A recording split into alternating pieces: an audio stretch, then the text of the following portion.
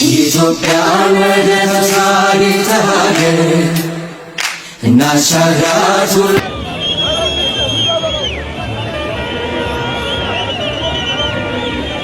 የማዕከላዊ ኢትዮጵያ ክልል ርዕሰ መስተዳድር ዶክተር እንዳሻው ጣሰው እንደገለጹት ያለፉት 8 የለውጥ ዓመታት ኢትዮጵያ በፈጠራና በፍጥነት ታግዛ ወደ ማንሰራራት ከፍታ የመጣችበት ነው። በወርሃ መጋቢት 2010 ላይ የተጀመረው አዲስ የለውጥ እርምጃ ልዩ ልዩ ስብራቶችን በማከም አዳዲስ ውጤቶች እንዲመዘገቡ አስችሏል።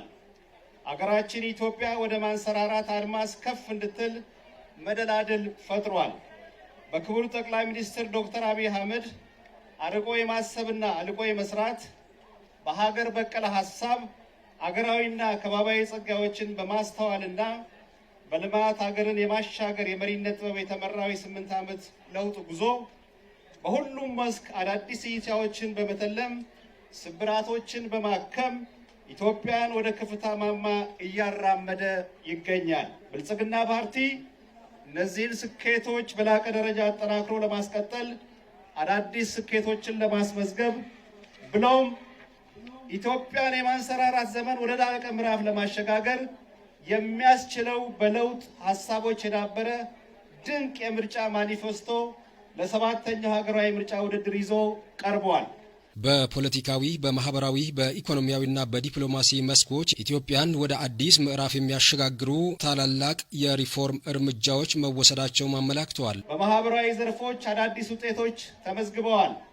በዲፕሎማሲ ከውጭ ግንኙነት አኳያ ዜጋ ተኮር የሆነ ብሔራዊ ጥቅምንና ብሔራዊ ክብርን ማዕከል ያደረገ በጋራ ተጠቃሚነት ላይ የተመሰረተ ስራ ይሰራ ይገኛል። ከዚህም በላይ በኢትዮጵያ ነባራዊ ሁኔታ የተቃኙ ፖሊሲዎችና ስትራቴጂዎች ተግባራዊ በመደረጋቸው ከፍተኛ ውጤት መመዝገቡንም ተናግረዋል።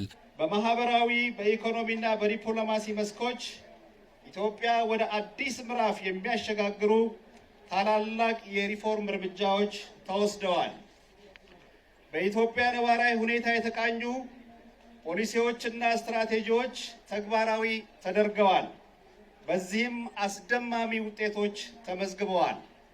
በሀገራችን የፖለቲካ ስርዓት ግንባታ ሂደት መሰረታዊ ችግር ሆኖ የቆየው የዴሞክራሲ ባህል ግንባታ ስብራት እንዲጠገን የፍቅርና የይቅርታ መንፈስ ከፍ በማድረግ ቅድሚያ ለብሔራዊ ጥቅም በመስጠትና ብሔራዊ መግባባትን መፍጠርን ታሳቢ በማድረግ በተሰራው ስራ የዲሞክራሲ ግንባታ ምህዳሩን ከማስፋት በንግግርና በምክክር ችግሮችን ከመፍታት በትብብርና በፉክክር መንፈስ አብሮ ከመስራት አኳያ ታሪክ የማይዘነጋቸው ታላላቅ የለውጥ እርምጃዎች ተወስደዋል።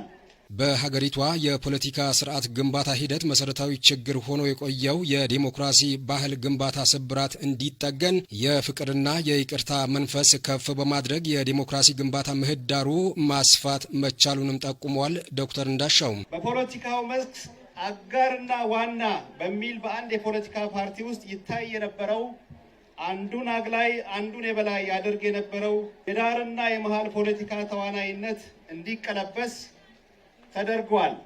ለሁሉም ኢትዮጵያውያን እኩል እድል የሚሰጥ አንድ ውህድ አገራዊ ፖለቲካ ፓርቲ ብልጽግና ተመስርቷል። እውነተኛ ፌዴራሊዝም ስርዓትን እውን ለማድረግ በተፈጠረው እድል ራስን በራስ ማስተዳደር ማዕቀፍ የተደነገጉ መብቶችን ያለ ጣልቃ ገብነት ተግባራዊ እንዲደረጉ ምቹ ሁኔታ ተፈጥሯል።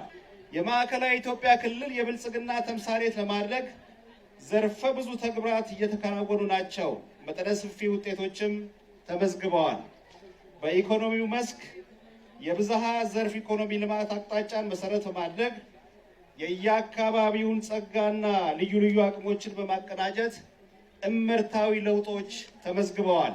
በመሆኑም ብልጽግና ፓርቲ ኢትዮጵያ የጀመረችውን የማንሰራራት የከፍታ ጉዞ ዳር ለማድረስ እየሰራ መሆኑን በመግለጽ ለዚህም ሁሉም ዜጋ ከብልጽግና ፓርቲ ጎን እንዲቆም ርዕሰ መስተዳደሩ ጥሪያቸውን አስተላልፈዋል። ኢትዮጵያ የጀመረችውን የማንሰራራት የከፍታ ጉዞ ዳር ለማድረስ የዜግነት ኃላፊነትን መወጣት መሆኑን በመገንዘብ ብልጽግናን ፓርቲ እንድትመርጡ በአክብሮት እጠይቃለሁ። 7ኛው ሀገራዊ ጠቅላላ ምርጫ ሰላማዊ፣ ዲሞክራሲያዊ፣ ፍትሃዊ፣ ተአማኒነትን ያተረፈ እንዲሆን መላው የክልላችን ሕዝብ